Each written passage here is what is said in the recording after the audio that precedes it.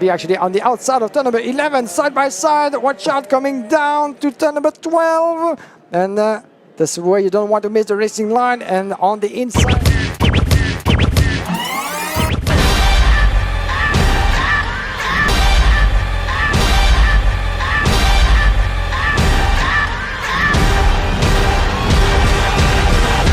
Race. It's Senior X30, it's the final, and it's the final race of the weekend for round 2 of the Iame Euro Series here in Mariembourg. And again, ladies and gentlemen, sit tight, get your drinks at the ready. Here's the grid. It is Ian Ekmans from Gilter, Carinini from McLaughlin, as well from Faramond and Sam Shaw on row 3. Eduardo Villa and Andy Rattel, they will go from row 4 with Alessandro Tedesca and Luca Griggs on row 5, rounding out the top 10. Heikki Kaltonen and Sam Balota, they round out the top 6 from Adam Rahali and Callie Atkins on row 7. Julian Kamen and Hugo Besson round out the top 8 rows. Jules Caranta and Anna Malaysia round out row 9 from Rainbow Blanc, and Gus Lawrence from the UK rounding out the top 20 on row 10. Fred Green and Kevin Latinga round out row 11 from Louis Johnson Cullen. Ellie Goldstein, last year's champion, the 201, who starts this all the way back in 24th place. As you can see, we have David Manchester and Joanna as well, the officials and judge of fact. This is happening behind the scene, and they're going to have both of their eyes really looking very, very focusedly on all the screens. And we're going to go, yes, let's go out, green, green, green, we're racing in Mariembourg, and Evan Gilter going around the outside the long way, trying to keep up with second place, crossing the line on Ian Ekmans, on the way to turn number 2, everything going quite well on the way to the second turn, and it's raining really heavily here in Mariembourg. Watch out for the line, as Evan Gilter just took the lead in one swing of the arm, beautifully made by the French driver up in the lead. Ian Ekman second. Some of the drivers trying to find the best line outside of turn number 3. Not quite easy to do so. Dancing in the rain as we have the 240 from VDK. This is Phil McCoughlin, who had a great start from the outside of the second row of the grid up into P3. Then it shows just behind Sam Shaw, shall I say, in the P5. Oh, the 320. Louis Johnson Cool. Yes, indeed. Unfortunately, we're going to lose him. And look at those conditions. You can actually see some drop of rains on the length of our cameras around the track. But as for now, Gilter did certainly the hardest part, getting out of the mayhem of the opening lap, and is leading the way with Goldstein trying as well to find his way through. Oh, heavy damage there as well to one of the VDKs. That's the 257 with heavy damage, and that is, That's Clément Autran, unfortunately. That's the junior champion of Belgium. Yeah, that is very unfortunate. So lap 1 completed, then Evan Gilter leads the way, leads by 0.3 of a second. I said he was good at those starts, and he's put my words in my mouth there as he's then dominated the start of this one, leading the way. Ian Ekman still there in second place from McLaughlin, Shaw, Kaltonen and Carinini there in the top 6 as he tries to dive down the inside there of Heikki Kaltonen. Failing to do so, stays there in position. There's Callie Atkins on your screen. He's got the close company of the 207 of Eduardo Villa just behind. Eduardo Villa started this race in 7th place. Currently, now has just dropped back into P8. So still struggling out there with the conditions. As very slow out of the corner there. Who was that? The 240? Was that Phil McLaughlin? It was, yeah. Heikki Kaltonen down the inside through the corner. Phil McLaughlin retaliates from that one. Side by side. Kaltonen not able to maintain it. Slots back into P5. McLaughlin holding on to that one. But then again, down and towards turn number 1 now again. Heikki Kaltonen side by side. Contact between the two of them. They nearly wipe each other out as McLaughlin maintains that position once again with just sweeping back the crossover. Trying to come back through, and again just holds it round the outside there. Keep an eye though, because he's going to come back down the inside, and Callie Atkins is going to go 2 for 1. Latches onto that inside curb. The kart was on rails as he went through turn number 3 and dominated those two there, and now moves up into P4. McLaughlin struggling to find traction now as he now gets past Heikki Kaltonen. Now Carinini's coming back into the fray here as well as he tries to look down the inside. No, can't quite do it. It's all over that inside curb goes Heikki Kaltonen and gets back past Phil McLaughlin, who is there once again in that position of P5 as they go through under pressure now because everyone has latched on to this battle. The 207's here, Eduardo Villa, Kevin Latinga's here, Luca Griggs has joined the fray as well. Oh my goodness, this is one long train of karts all on lap 3 as they go in towards turn 12. And we are only getting started for the show of the senior final. Diving through from very far back is Eduardo Villa, but he's able to hold on to his line, but dropping a momentum to Phil McCoughlin as a result. Whoa, that was a very, very ballsy move, shall I say, as Danica Renini has just picked up a front fairing misplacement. I'm afraid if you keep a look at the nose cone and front fairing of the Energy Corset driver, and I'm afraid that his misplate is bouncing through the rain of Mariembourg. So that's quite another turn of event for Danica Renini as he's tumbled down the order in P9. We're back here with Evan Gilter being chased by Iame X30 and Harry Bartel. Still battling as well for P3, making his way through past Sam Shaw as well, down in P4, Sam Shaw, but what a move that was from Callie Atkins earlier. Yeah, no, real shake-up here because at the moment, Callie Atkins is really making that crop promotions kart work well as wow. That was a huge lunge down the inside there. Everyone came through that corner cleanly. The rain is just absolutely chucking it down right now. Track conditions are getting worse and worse as the race progresses. Again, two different racing lines there. You saw McLaughlin take the inside title line. You saw Latinga take the wider outside line. In the meantime, half of a second between your two leaders, Gilter and Ekmans, and Atkins trying to catch up as well. He's not for the back, Callie Atkins, and he's taking, or at least trying to take Sam Shaw with him, as we're here with Eli Goldstein confirmation of the move by the Belgian driver on Eduardo Villa down in P9, Luca Griggs in P10. Then we have Sam Balota, Danica Renini that we lost out of sight for the Energy Corset driver, as he was one of the names so far this weekend. Watch out, oh, this is Ian Ekmans who just lost P2. Here's another big turn of event. We talked about Callie Atkins being quite close to the Belgian, and he just made his move just before the braking zone of the hairpin. This is quite a smart maneuver from Callie Atkins because it actually prevented Ian Ekmans to counter-attack on the next corner.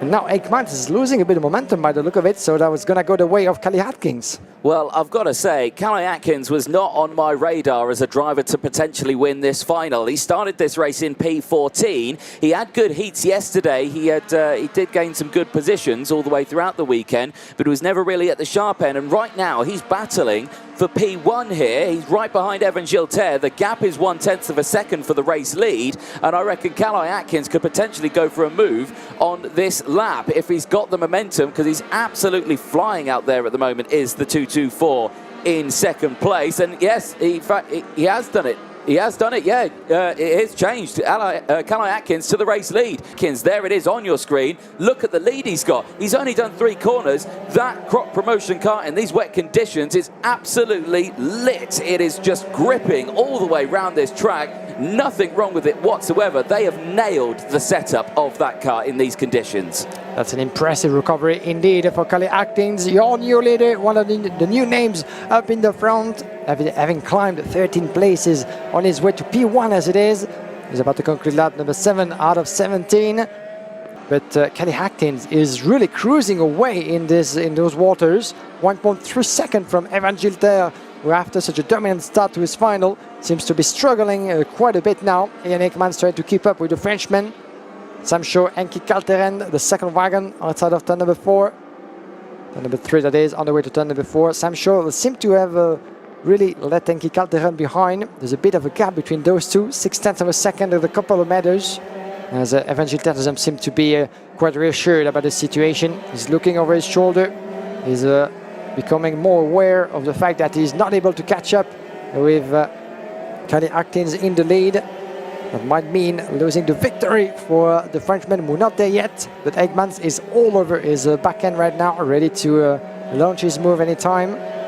And that might be actually on the outside of turn number 11, side by side. Watch out, coming down to turn number 12.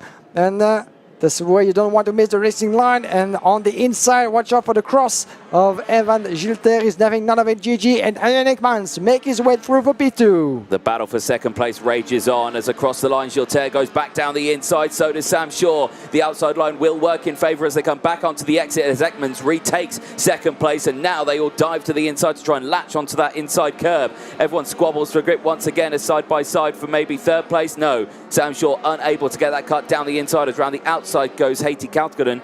Tried to get that cut just to grip up on the exit, not able to gain anything from it. They go down into the pinch point and there's contact. Gilter is rotated round by Shaw. The contact between the two of them, and Evan Gilter tumbles down the order. Eduardo Villa comes through the fray and he drops right in front of, I believe that's Belotto. Actually, it's Latinga. It's Latinga who he's come in front of. So there on your screen is the 201 of Goldstein, who's managed to get through into this fray as well. He's gone up the order, but drama in the later stages of this race for the battle for second. That's what we feared might happen between the contenders in those very slippery and tricky conditions. Oh, another contact from Lantinga. Oh. The 204 is making his way through with force. Gilter is trying to get back as well. Get back on the momentum as soon as he can. Another contact with the Pantano Racing driver. The 208 of Luca Griggs in the meantime as well.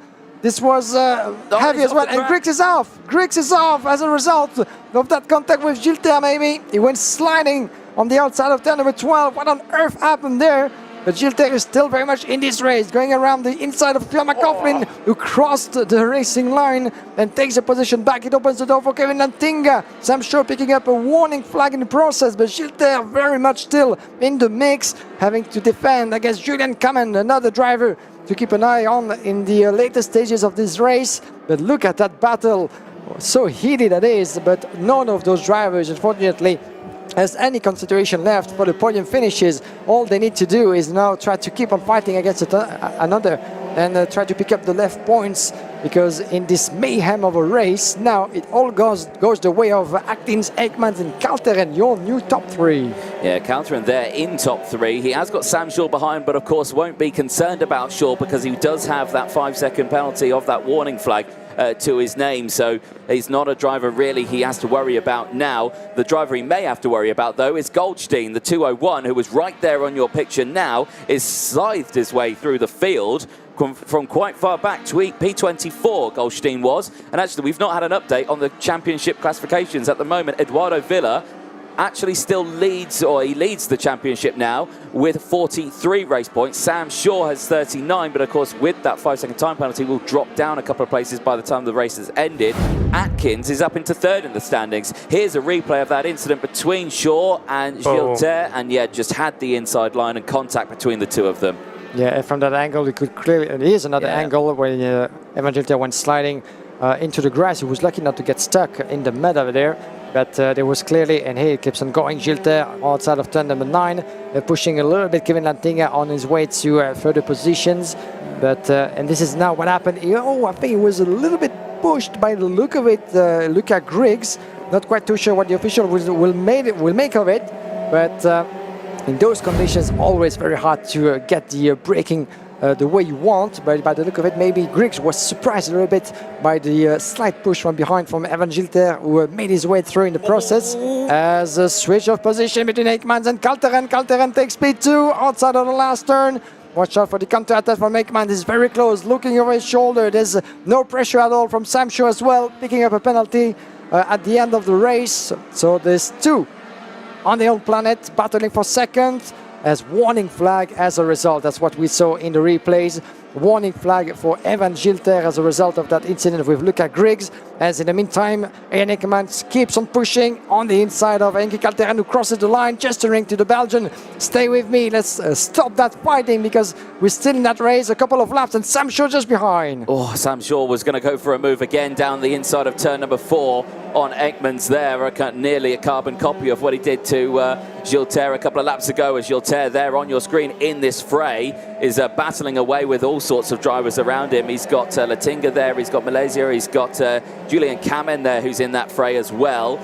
Keeping an eye on this one though. So now Heikki Kalteren looking pretty good here, up into P2. Doesn't really have the drama of Ekmans now, who has just stayed there in P3. But Callie Atkins, like we were speaking about him earlier, he was coming through the field. He started this one in P14 and he's leading the race by 7 seconds. What on earth did they do to that kart to make that super glue to the circuit? There he is on your screen, the 224 from Croc Promotions.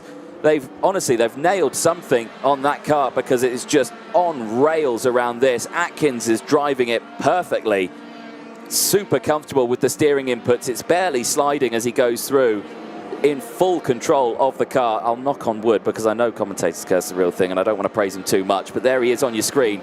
But going through, just look at that. It's not even running out wide. It's just, it just goes through the corner like it needs to, doesn't it? Brilliant driving. Yeah, mastering performance as the rain, you can see, is still pouring on the Karting Des Fagnes, so the conditions are not getting any better as we're getting near the checkered flag at the end of lap number 13 out of 17. But Callie Atkins, I must say, has been the man on form, and he keeps on cruising away with, by the look of it, not much of an effort for him, as he's able to really utilize the majority of the race on the line. No sudden move whatsoever of the wheel. No need for him to keep on going at such a crazy pace because the gap is there. He's been certainly said from the sideline by one of his mechanics, even though I'm sure he's aware of the gap he's been building against the likes of Calteren and Ekmans. But he's been said certainly from the sideline that now is the time to rest a little bit. Don't try to push it. Don't try to overdo it to impress the gallery, because certainly the public and the viewers with us have been more than impressed, the two of us first of all, by the performance of Callie Atkins, and this will be his first win on the track of Mariembourg, if I'm not mistaken, with the Croc promotion. And this has been an absolutely fantastic performance for Callie Atkins in front of Enki Calteren, who last year took one of his best results in the Iame Euro Series here in Mariembourg, and is going to do much better than that by stepping on the podium.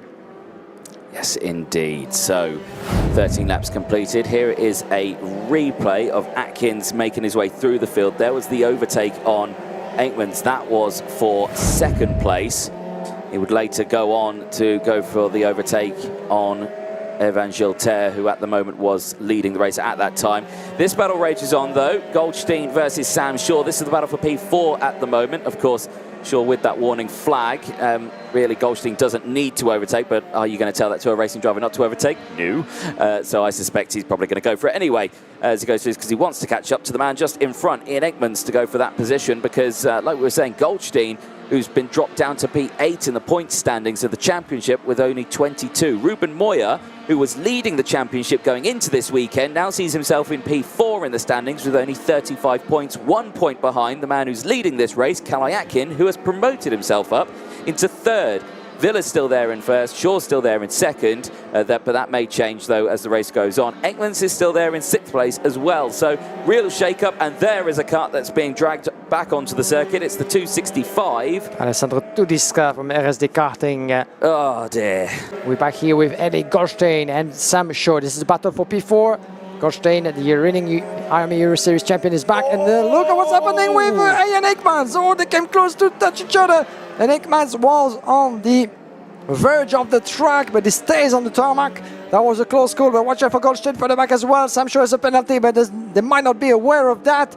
In the meantime, Goldstein, Aikmans battling along as well. The British driver is still P4 in front of Goldstein, Aikmans as well. This will be one of the last battles of this crazy race for what could be the last step of the podium. Goldstein goes for it on the inside, on the rattle. In the meantime, picking up a warning flag as Goldstein is up on the podium as it stands.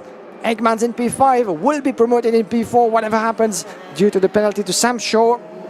But those three drivers certainly still have a word to say in this race, and so does on the inside Ian Aikmans on Sam Shaw.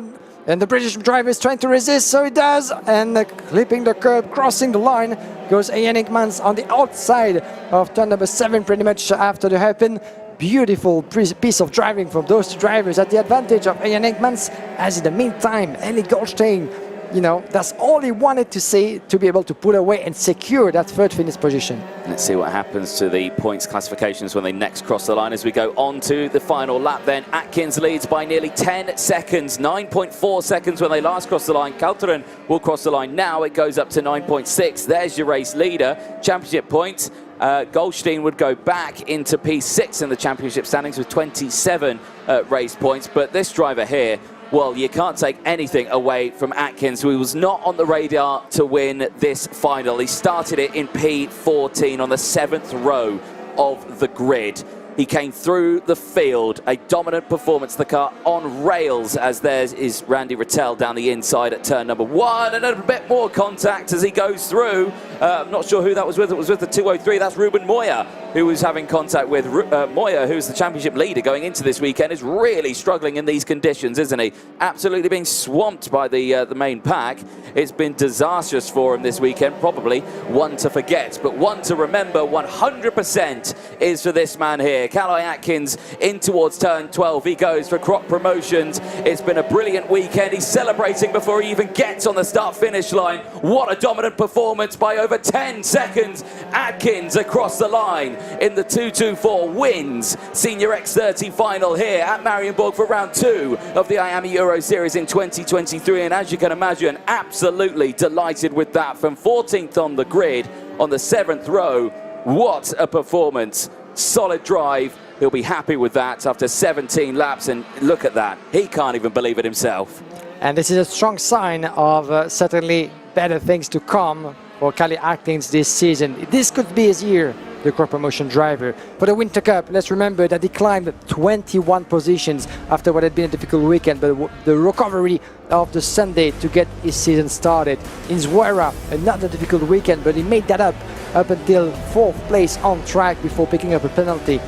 He finished last season with some strong results as well, and top 10 finishes in both the IMA I Games and the Winter Cup as well at the beginning of last season. So he's one driver of the top rendezvous. He knows where to put the performance. He's been on a chart and a fantastic momentum ever since Valencia in February, and it just led to him winning his first race of the IMA Euro Series, first time in Mariembourg, and what a beautiful demonstration from Croc Promotion, putting him in 3rd place overall in the ranking, still led, as you said, by Eduardo Villa from Sam Shaw.